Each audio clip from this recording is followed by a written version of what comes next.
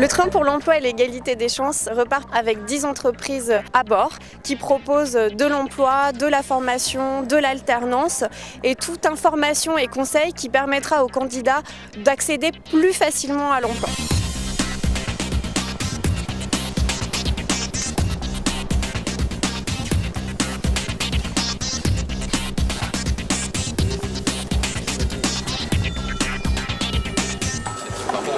L'important, c'est aussi qu'on change nos habitudes et qu'on ait une approche au plus près du terrain.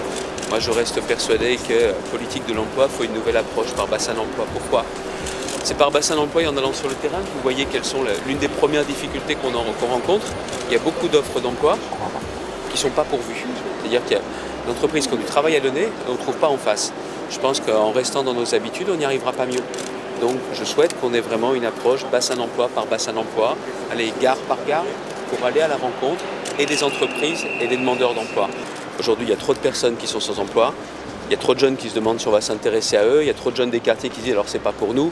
Donc il faut aussi qu'on comprenne bien qu'il faut donner sa chance à chacun.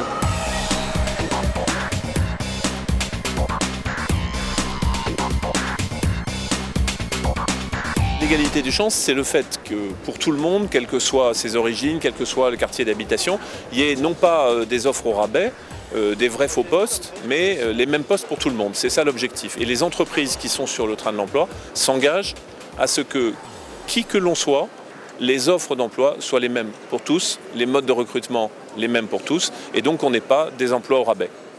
Bonjour à toutes et tous, bienvenue sur RMC, bienvenue dans les grandes gueules. Toujours à bord du train pour l'emploi et l'égalité des chances, nous sommes à Marseille. Chaque jour, le train arrive sur une nouvelle étape. Nous accueillons les équipes locales de chaque entreprise qui proposent les postes du bassin d'emploi de la ville dans laquelle nous sommes. Nous accueillons sur le train deux flux de candidats un petit peu différents. Les candidats qui se sont renseignés au préalable sur le site internet, qui ont postulé. Ceux dont le CV a été validé viennent ici et se présentent avec une convocation pour un entretien avec un chargé de recrutement d'une entreprise. Et sinon, nous accueillons également tout candidat spontané qui arrive sur le quai et qui peut aller voir chaque entreprise, se renseigner et éventuellement avoir également un entretien avec un chargé de recrutement d'une entreprise.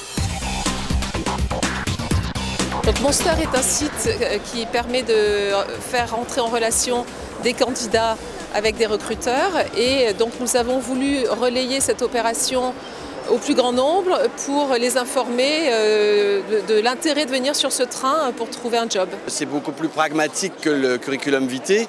Vous rencontrez le candidat, vous pouvez échanger, le candidat peut poser des questions sur l'entreprise et c'est une formule qui séduit beaucoup les entreprises. L'offre est très large en fait. On recrute de 17 ans et demi à 30 ans et 29 ans pour l'armée de terre et de sans qualification à Bac+5.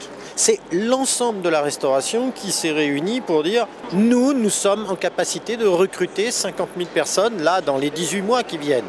C'est un grand plaisir qu'on est depuis 4 ans partenaire de ce train pour l'emploi, mais cette année il y a une saveur un peu particulière dans la mesure où Orange au niveau national et au niveau régional est un des recruteurs les plus importants. Donc notre objectif c'était de présenter la Poste, le groupe, un certain nombre de filiales peu connues du grand public et ça nous permet d'aller à la rencontre des gens plutôt que d'attendre qu'ils viennent vers nous. Le train pour l'emploi et l'égalité des chances représente pour l'AFPA et je pense pour toutes les parties prenantes qui sont sur le train une action citoyenne, une action solidaire et une action utile.